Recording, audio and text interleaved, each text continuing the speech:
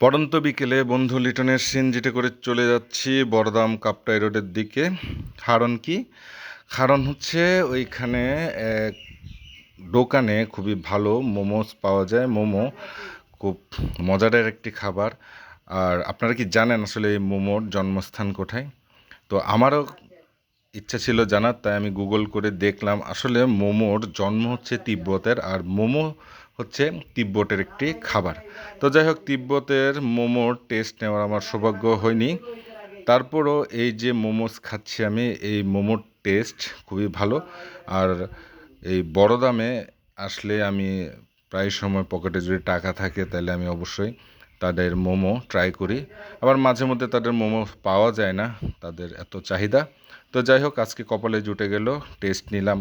আর পাশাপাশি এই যে প্রকৃতির যে সৌন্দর্য উপভোগ করতে করতে এই মোমোর খাওয়ার যে আনন্দ, তো যাই হোক, ষোলকলা পূর্ণ। দেখা হবে।